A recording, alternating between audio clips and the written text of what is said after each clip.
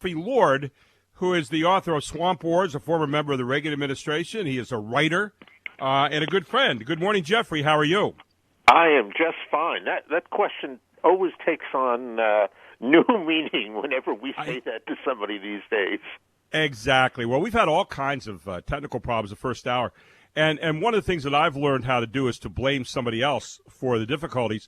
And so what I do now is I put it into three main areas during these times and kind of adding on to what you just said, that number one, I always blame Donald Trump if I had something go wrong. And that's my first thing I go to. Now, number two, I now go to the coronavirus as my second blamable thing. And number three, my cats, as I do the show from home, because I figure they could probably be messing around with the connection somewhere here.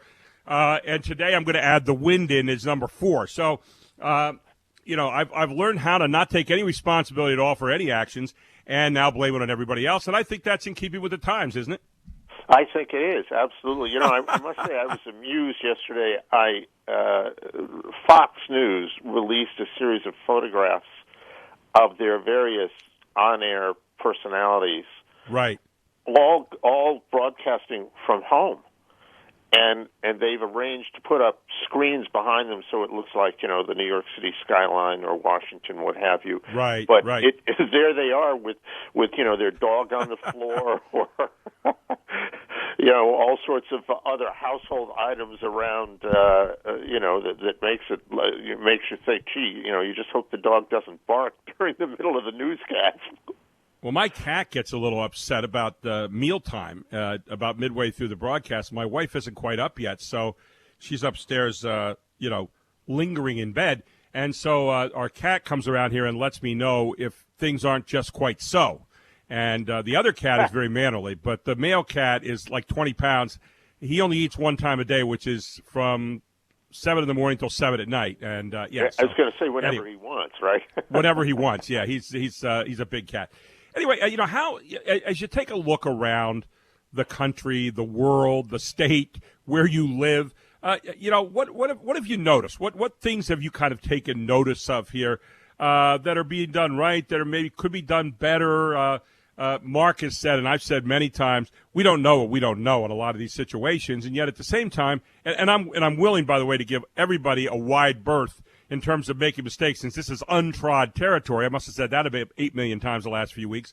But what have you noticed, Jeffrey, in your kind of look around things and what you're reading and seeing?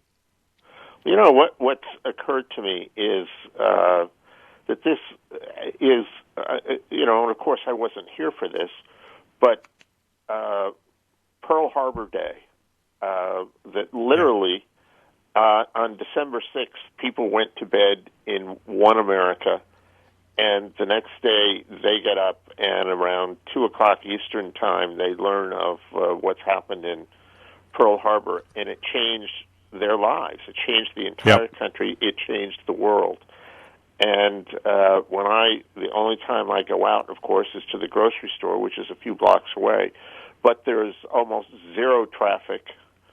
When you get in the Giant, they have these big yellow markings on the floor to separate people by 6 feet.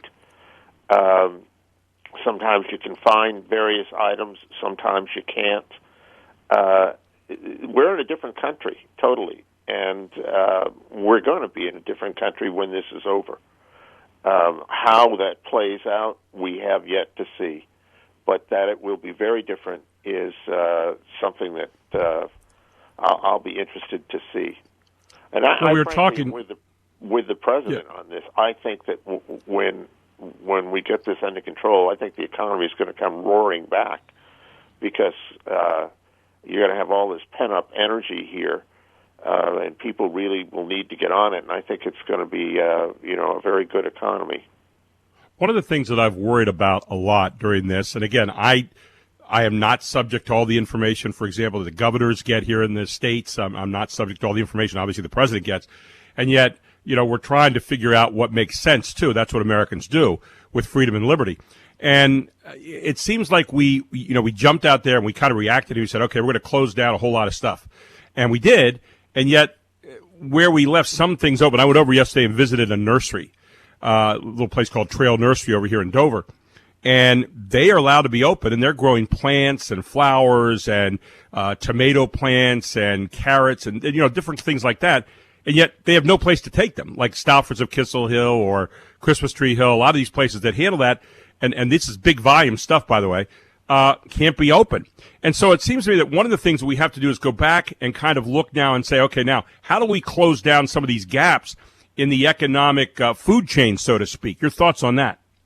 Yeah, I do think we're gonna learn a lot about what we did right and what we did wrong here. I mean, this is unprecedented in a sense, in that this is a virus.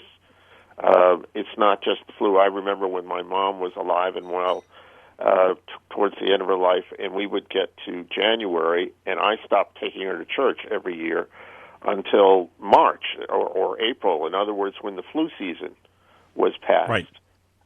We're going to have to sort of look at life like that, because this, for all I know, as I listen to Dr. Fauci and others, can come back in the fall. And at some point, I have no doubt. I mean, I remember as a child, literally a child, that they gave us in kindergarten. They gave us these little paper cups with this syrupy stuff in it, which you drank. Well, yeah. It was for polio. Yeah. And it was brand new and all this sort of thing, and at the time, previous generations had really suffered. Franklin Roosevelt, most famously, had polio. Well, Mm-hmm. you took this little bit of medicine, and that was it. The polio epidemic disappeared.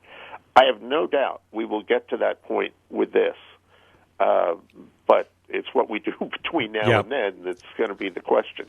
Well, and I agree with you. And I think one of the things that our leaders need to do is to start to try to paint as good a scenario as we can. We obviously we want people to be concerned and know that it's serious, and you've got to paint the worst case scenario sometime. But you also have to put hope out there. And I think that's one of the things that our leaders need to really be cognizant of as we get further into this thing, because people want to see a light at the end of any tunnel. And I think that's where we need to go. Jeffrey, always good to have you on the show. A happy Easter to you. Thank you for joining us this morning, and be safe, my friend. Yes, sir. Back at you. Hey, we'll talk to you soon. Take care. And Jeffrey Lord here on WSBA.